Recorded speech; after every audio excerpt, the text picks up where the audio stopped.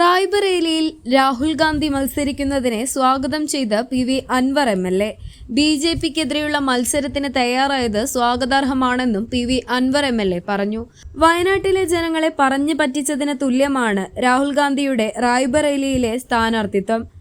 India മുന്നണിയുടെ പ്രഖ്യാപിത നയങ്ങൾക്ക് കടകവിരുദ്ധമായാണ് വയനാട്ടിൽ രാഹുൽ ഗാന്ധി മത്സരിക്കാൻ തയ്യാറായത്. ഈ സാഹചര്യത്തിലാണ് രാഹുൽ ഗാന്ധിയുടെ രാഷ്ട്രീയ DNA പരിശോധിക്കണമെന്ന് താൻ ആവശ്യപ്പെട്ടതെന്നും അൻവർ എം.എൽ.എ. പറഞ്ഞു. ഫിറോസ് ഗാന്ധിയുടെ കാലത്ത് തൊട്ട് ഇന്ന് വരെ കോൺഗ്രസിനെ ജയിപ്പിച്ച കോൺഗ്രസിന്റെ ഒരു ഈറ്റില്ലം, ഈ പ്രതിസന്ധികളൊക്കെ ഉണ്ടായപ്പോഴും കോൺഗ്രസിനോടൊപ്പം നിന്ന ഒരു വലിയ ജനതയുള്ള ഒരു പ്രദേശമാണ്. മാത്രമല്ല, ഉത്തരേന്ത്യയിൽ നിന്ന് ഒരിക്കലും രാഹുൽ ഗാന്ധിക്ക് അവിടുന്ന് രാജിവെച്ചിട്ട് വയനാട്ടിൽ വരാൻ കഴിയില്ല. വയനാട് വീണ്ടും ഒരു തെരഞ്ഞെടുപ്പിലേക്ക് പോവുകയാണ്. റായ്ബറേലിയിൽ അദ്ദേഹം ജയിക്കുമെന്ന കാര്യത്തിൽ എനിക്ക് യാതൊരു സംശയമില്ല. അപ്പൊ വീണ്ടും ഈ വയനാട്ടിൽ ഈ പറഞ്ഞതുപോലെ ഈ 10-12 ലക്ഷം ജനങ്ങള് ബി.ജെ.പിക്കെതിരാണെങ്കിൽ നമുക്ക് മനസ്സിലാക്കാം. ഈ ഇന്ത്യ മുന്നണിക്കകത്ത് തന്നെ വീണ്ടും ഒരു ഫൈറ്റ് ഉണ്ടാക്കാൻ, ഇവിടുത്തെ ഉള്ള എന്താ പറയാ സൗഹൃദം പോലും ഇല്ലാതാകുന്ന ഒരു രാഷ്ട്രീയ അന്തരീക്ഷത്തിലേക്ക് വയനാട്ടിലെ ഈ 12 ലക്ഷം ജനങ്ങളെ എത്തിക്കുന്ന ആ ഒരു പ്രവൃത്തി, അത് തന്നെയാണ് ഒരു അദ്ദേഹത്തിൽ നിന്ന് ഒരിക്കലും ഉണ്ടാകാൻ പാടില്ലാത്തതാണ്. സ്വാഭാവികമായിട്ടും ഇന്ത്യയിലെ ജനാധിപത്യ മതേതര വിശ്വാസികൾ ആഗ്രഹിച്ചതും ആവശ്യപ്പെട്ടതും അത് തന്നെ. പക്ഷേ അത് ഇത്രത്തോളം നാടകം കളിച്ചുകൊണ്ട് ആകേണ്ടിയിരുന്ന ഒരു കാര്യമല്ല. ഇപ്പോ നമുക്ക് ആദ്യം തന്നെ കേരളത്തിൽ ഇപ്പൊ അവസാനമായിട്ട് രാഹുൽ ഗാന്ധിയുടെ പൊളിറ്റിക്കൽ DNA പരിശോധിക്കണം എന്ന് പറഞ്ഞതിന്റെ പേരിൽ എനിക്കെതിരെ നടന്ന ആരോപണങ്ങൾ ഒരുപാടുണ്ട്. ഞാൻ ആ പറഞ്ഞതിന്റെ ഒക്കെ അർത്ഥം തന്നെയാണ് ഇപ്പൊ സംഭവിച്ചുകൊണ്ടിരിക്കുന്നത്. യഥാർത്ഥത്തിൽ ഇന്ത്യ മുന്നണി 2ാം ഘട്ടം ഒരുമിച്ച് കൂടുകയും ബി.ജെ.പി എതിർക്കുകയുമുള്ള തീരുമാനം എടുക്കുന്നതിന്റെ ഭാഗമായിട്ടുണ്ടായ ഒന്നാമത്തെ തീരുമാനം, പല സംസ്ഥാനങ്ങളിലും കേരളം പോലെ ഈ മുന്നണിയിൽപ്പെട്ട രാഷ്ട്രീയ പാർട്ടികൾ തന്നെ നേരിട്ട് മത്സരം നടക്കുന്ന സംസ്ഥാനങ്ങൾ ഉണ്ടാകും. അത്തരം സംസ്ഥാനങ്ങളിൽ ഈ ഇന്ത്യ മുന്നണിയെ നയിക്കുന്ന ദേശീയ നേതാക്കൾ മത്സരിക്കരുത് എന്നൊരു തീരുമാനം ഉണ്ടായിരുന്നു. ആ തീരുമാനത്തിന്റെ അടിസ്ഥാനത്തിൽ ഒരിക്കലും രാഹുൽ ഗാന്ധിക്കോ പ്രിയങ്ക ഗാന്ധിക്കോ കോൺഗ്രസിന്റെ AICC പ്രസിഡന്റിനോ ഈ പറയുന്നത് പോലെ കേരളത്തിൽ വന്നാണ് മത്സരിക്കാൻ പാടില്ലാത്തതാണ്. അതിനെ ആദ്യം തന്നെ രാഹുൽ ഗാന്ധി അത് മറികടന്നുകൊണ്ട് വഞ്ചനാപരമായ രാഷ്ട്രീയം എടുത്തിട്ടാണ് ഇവിടെ വയനാട്ടിൽ അദ്ദേഹം മത്സരിക്കാൻ വരുന്നത്. ഈ മത്സരിക്കാൻ വന്നിട്ടുള്ള സ്ഥിതി എന്താ നിങ്ങളൊന്ന് ആലോചിച്ച് നോക്കൂ.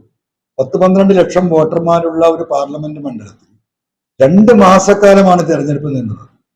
10,000-കണക്കിന് പ്രവർത്തകരുടെ, ഇടതുപക്ഷത്തിന്റെ മാത്രമല്ല UDFന്റെയും പ്രവർത്തകർ കഠിനാധ്വാനം നടത്തിയ ഒരു തെരഞ്ഞെടുപ്പാണ്. കോടാനക്കോടി രൂപയുടെ ചെലവ് എന്നൊരു തെരഞ്ഞെടുപ്പാണ്. ഇങ്ങനെ ഒരു തെരഞ്ഞെടുപ്പ് ഉണ്ടാക്കേണ്ട ഒരു ആവശ്യകത രാഹുൽ ഗാന്ധിയെ പോലെ വന്ന് ഒരു വ്യക്തി ഇവിടെ ഒന്ന് മത്സരിക്കേണ്ട കാര്യമുണ്ടായിരുന്നോ എന്നുള്ളത് കേരളത്തിലെയും ഇന്ത്യയിലെയും ജനം പരിശോധിക്കേണ്ട ഒരു വിഷയമാണ്. രണ്ടാമത്തെ കാര്യം, ഈ ഒരു തെരഞ്ഞെടുപ്പിന് വേണ്ടിയിട്ട് വയനാട് പാർലമെന്റ് മണ്ഡലത്തിലെ സ്ഥാനാർത്ഥി എന്ന നിലക്ക് രാഹുൽ ഗാന്ധിയുടെ എത്ര ദിവസങ്ങളാണ് നഷ്ടപ്പെട്ടത്? പ്രിയങ്ക ഗാന്ധിയുടെ എത്ര ദിവസങ്ങളാണ് നഷ്ടപ്പെട്ടത്? ഈ ദിവസങ്ങൾ അവർക്ക് ഉത്തരേന്ത്യയിൽ ഉപയോഗപ്പെടുത്താമായിരുന്നെങ്കിൽ ഇപ്പോൾ ഉള്ള സാഹചര്യത്തിൽ നിന്ന് വളരെ വ്യത്യസ്തമായ സാഹചര്യം ഉണ്ടാകുമായിരുന്നു.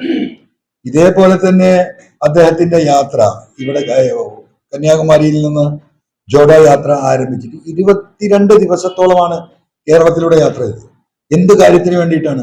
ആ 22 ദിവസം അന്ന് അദ്ദേഹം ഈ പറയുന്ന ഉത്തരേന്ത്യൻ സംസ്ഥാനങ്ങളിൽ അദ്ദേഹത്തിന്റെ ഈ എനർജിയും ഈ ശേഷിയും ഉപയോഗിച്ചിരുന്നെങ്കിൽ ഇന്നുള്ള രാഷ്ട്രീയ ചിത്രത്തിന് എത്രമാത്രം വലിയ മാറ്റം ഉണ്ടാകുമായിരുന്നു. ഇതൊക്കെ നമ്മൾ കൺസിഡർ ചെയ്യേണ്ട ഒരു കാര്യം തന്നെയാണ്.